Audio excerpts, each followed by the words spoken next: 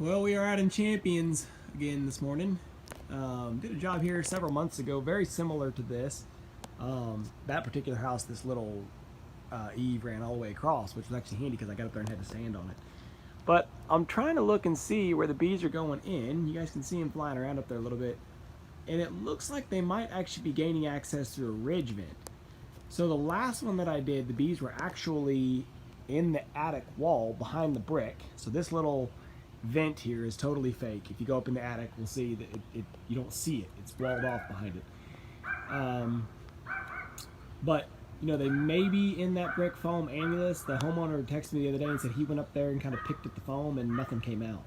So if they're not there, then they're going to be up here in the eave, which if they're in the ridge vent, it would be very likely that they're in the eave, but that's a small eave. It's a 2x4 at most, so it's really uncommon for them to be in that space, especially with that roof being fully exposed. So anyway, we're going to go up there and do a little investigating, and I'll let you know.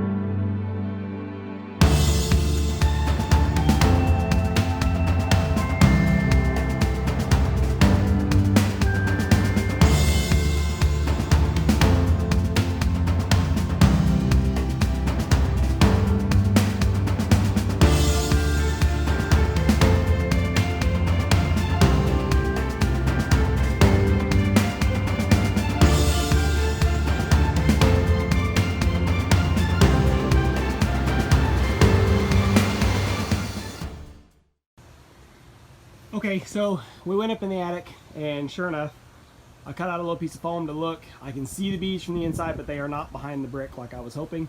They are up in this eave, and that's that soffit underneath is masonite. And so they're actually going in through the ridge vent to get into the eave, but they had chewed a hole in the soffit as well, in that masonite, into the attic. They're not built in the attic, but I could actually see a couple combs from the attic. I just couldn't get to them. So I got the ladder set up here. I'm gonna throw my suit on just because I'm 30 foot up on a ladder. Yeah, 25, whatever. We'll go up there and start pulling down some trim and see what we find. Alright, so we've got them opened up here. It was masonite, so now my eyes are full of sawdust, of course, but what we found on this side, there was old dead abandoned combs, and down here low on this side there was old dead abandoned combs, and I think he said he's had exterminated twice before, so that would make sense. And these combs up here, they're black, they're real old combs, but they're the only ones that are active. I can see a little bit of brood in them. I don't know if you guys can even see them in that lighting. There we go. I can see a little bit of brood in them. No. Oh, shoot. Well, I somehow turned off my autofocus. I don't know how to turn that off. Oh. Okay, so anyway, you can see a little bit of brood I can see down here, but that's about all it is for bees. It's just a real tiny hive. And that's what we would expect in a space like this, because there's just not enough volume in the structure for a big hive to move in here and want to build here. So it's probably just a small swarm that kicked out late, and they picked this spot because there was already existing combs, and so they thought it was something they could move in and work with. But they're not going to work with it today. We're going to get them out of there. All right, that's it for this little one. Wasn't hardly anything in there. Now the bees are clumping up back in here. And I can't get my vacuum back there. Whoops. I can't get my vacuum back there, but I can go up in the attic. See, that reflection is because we're looking at the back of that silver board. I'm gonna go up in the attic, cut out a little bit more of that silver board, spray repellent, run them back out here to the front, and then I'll be able to vacuum them all up just right there on the front. Oh, I turned that AFE lock on again, dang it. Anyway, we'll get them vacuumed out. I didn't see the queen, but to be honest with you, I wasn't looking for her. They had one somewhere. They had eggs and small larvae, but I've been just trying to vacuum that clump up every now and then. There's not a real big hive. Realistically, I don't think these would have survived the winter anyway, so it is what it is. We'll keep pecking away at it. Okay, so we're up here on the ridge, saddled. I'm sitting right on the peak. This roof was too steep to actually climb. It doesn't look that steep from down below, but it's steep. But I was able to just hang on to my hose and crawl up that valley until I could lay up here on the ridge. So now I'm sitting right up here on top. And look at this big hole we've got.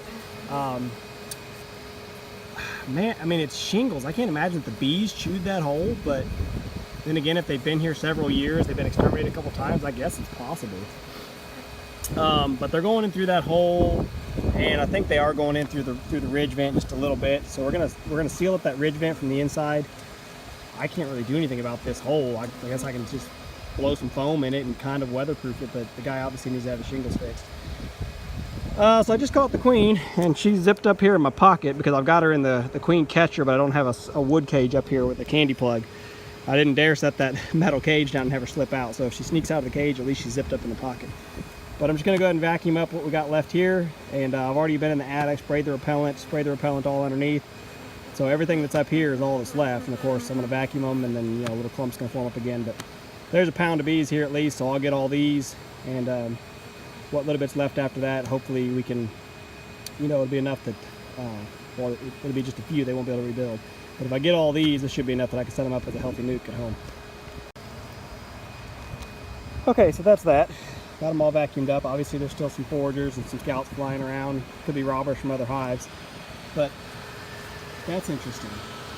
I've never seen a hole that big before in shingles. It's like a rat or something chewed it there. Bees don't chew shingles. I took a picture of that, sent it to the homeowner. He's gonna have to have a roofer get up here and at least just lay one new shingle over, just keep the water out. The water's gonna drip in through the gable, so it's not like it's gonna drip into his home, into the house, and we'll have a ceiling leaking, but it will rot out that gable over time. So that needs to be fixed regardless. But yeah, you can see the bees are kind of starting to clump up here, so I'm just giving them a little bit to settle down and vacuum up a few more. But we got the most of them. I'm not going to get up here again, so I'm kind of get what I can, give them a little bit of time, and then whatever I get. We'll be down. We're done with the removal. Have to run to the store and buy a little bit of plywood to close the soffit back up. It was masonite, but I don't even buy masonite anymore, but even if you can, I don't replace it with that garbage. So I'll go get a little piece of plywood, a little half-inch plywood, and we'll get it closed up for them. So there's our queen for what it's worth. She did stay in my pocket in the cage like she was supposed to. I just got her moved over here to the release cage. And here's our bees from the vac box. Man, this phone does not want to focus. Anyway, they can see on this side. A little better. Not too many. Maybe 2 pounds. Maybe. Not real big at all, but anyway, so far so good. Now on to the repairs. Alright, well that's it for this one. We got it all closed up, painted up, and looking pretty. Everything looks nice. There's just a few, I mean just a few, not even a clump of bees up there. A couple scouts, maybe a couple foragers or robbers. But I'd say we pretty well got them all. So really happy with the way this one went. Head home.